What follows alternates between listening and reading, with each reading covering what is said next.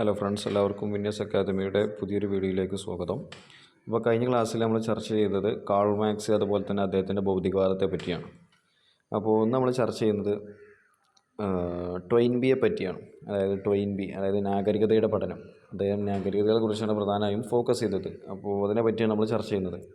അപ്പോൾ ക്ലാസ്സിലേക്ക് കടക്കുന്നതിന് മുമ്പ് ഒരു കാര്യം പറയാനുള്ളത്, നമ്മുടെ ഈ ഒരു ട്രെൻഡ്സ് ഇൻ ഹിസ്റ്റോറിയോഗ്രഫി പറഞ്ഞ ഈ ഒരു ചരിത്രരചനാ ശാസ്ത്രം എന്നുള്ള ഈ ഒരു സബ്ജക്റ്റിൻ്റെ ഒരു പ്ലേലിസ്റ്റ് നമ്മൾ ക്രിയേറ്റ് ചെയ്തിട്ടുണ്ട്. അതിൻ്റെ ലിങ്ക് ഡിസ്ക്രിപ്ഷനിലുണ്ട്. അപ്പോൾ ആ ഒരു പ്ലേലിസ്റ്റ് ക്ലിക്ക് ചെയ്താൽ നിങ്ങൾക്ക് ആ ഒരു സബ്ജക്റ്റിൻ്റെ മൊത്തത്തിലുള്ള വീഡിയോസ് നിങ്ങൾക്ക് കിട്ടുന്നതാണ്. അപ്പോൾ അത് കാണുക, അതിനുശേഷം ഒരു പാർട്ടായിട്ട് കാണാം.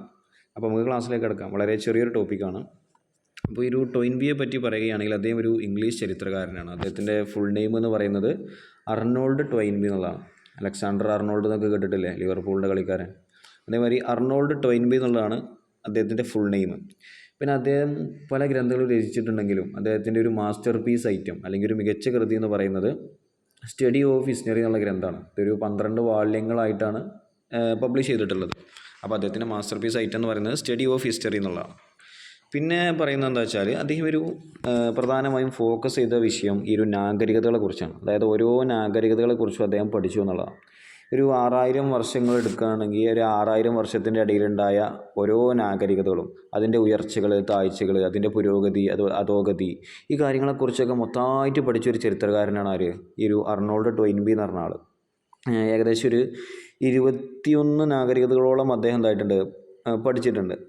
പിന്നെ അദ്ദേഹം പറയുന്നത് എന്താ വെച്ചാൽ മനുഷ്യ സംസ്കാരങ്ങൾ മനസ്സിലാക്കാൻ കാലഘട്ടങ്ങളും രാജ്യങ്ങളും അല്ല, പരസ്പരം ഈ ഒരു നാഗരികതകൾ മാനദണ്ഡമാക്കണം എന്നുള്ളതാണ്. അതായത് ഒരു ചരിത്രം മനസ്സിലാക്കണം എന്നുണ്ടെങ്കിൽ അല്ലെങ്കിൽ ചരിത്രം രചിക്കണം എന്നുണ്ടെങ്കിൽ നമ്മൾ ആദ്യം നോക്കേണ്ടത് ഈ ഒരു രാജ്യങ്ങൾ, അതേമാതിരി അവിടുത്തെ ജനങ്ങൾ അല്ലെങ്കിൽ അവിടുത്തെ സംസ്കാരങ്ങൾ, ഇതൊന്നുമല്ല നോക്കേണ്ടി. അവിടുത്തെ നാഗരികതകൾ എങ്ങനെയാണ്, ആ നാഗരികതകൾ എങ്ങനെ ഉണ്ടായി, അതിനെക്കുറിച്ച് പഠിക്കുക. അങ്ങനെയാണ് എന്താവേണ്ടത്, അവിടുത്തെ ചരിത്രം രചിക്കേണ്ടതെന്നാണ് ആര് പറയുന്നത്, ഈ ഒരു അർണോൾഡ് ടോയിൻബി പറയുന്നത്. പിന്നെ അദ്ദേഹം പറയുന്നതെന്ന് വെച്ചാൽ ഈ നാഗരികതകളെ സഹായിക്കുന്ന ന്യൂനപക്ഷങ്ങളുടെ പ്രവർത്തനങ്ങളും പ്രത്യേക സാഹചര്യങ്ങളുമാണ്. അതായത് ഈ നാഗരികതകളെ വളർച്ച, അതിൻ്റെ പുരോഗതി ഉണ്ടാകാനുള്ള കാരണം എന്താ വെച്ചാൽ ഓരോ വിഭാഗങ്ങളും, അതായത് ഇപ്പം ഓരോ മനുഷ്യ വിഭാഗങ്ങൾ ഉണ്ടാവുമല്ലോ. അപ്പോൾ ഈ ഓരോ മനുഷ്യ വിഭാഗങ്ങളുടെയും പ്രവർത്തനങ്ങൾ, അതുപോലെ തന്നെ അവിടുത്തെ സാഹചര്യങ്ങൾ, ഇതൊക്കെയാണ് എന്താവുന്നത് ഈ ഒരു നാഗരികതകൾ വളർച്ച പ്രാപിക്കാൻ അല്ലെങ്കിൽ പുരോഗതി പ്രാപിക്കാൻ സഹായിക്കുന്നതാണ് അദ്ദേഹം പറയുന്നത്. പിന്നെ അദ്ദേഹം വികസിപ്പിച്ചെടുത്ത ഒരു ആശയമാണ് വെല്ലുവിളികളും പ്രതികരണവും എന്നുള്ളത്. അപ്പോൾ ഈ വെല്ലുവിളികളും പ്രതികരണവും, വെല്ലുവിളി പറഞ്ഞാൽ എന്താ, നമുക്കറിയാം ഒരാൾ എന്തെങ്കിലും പ്രശ്നങ്ങൾ നേരിടുകയാണെങ്കിൽ അതിനെ നമ്മൾ എന്തെന്ന് പറയും, വെല്ലുവിളി എന്ന് പറയും. അപ്പോൾ ഇവിടുത്തെ കേസിൽ, ഈ ഒരു നാഗരികതൻ്റെ കേസിൽ നോക്കുകയാണെങ്കിൽ ഒരു സമൂഹം നേരിടുന്ന ഒരു പ്രശ്നത്തെയാണ് ഇവിടെ എന്താവുന്നത് വെല്ലുവിളി എന്ന് കണക്കാക്കുന്നത്.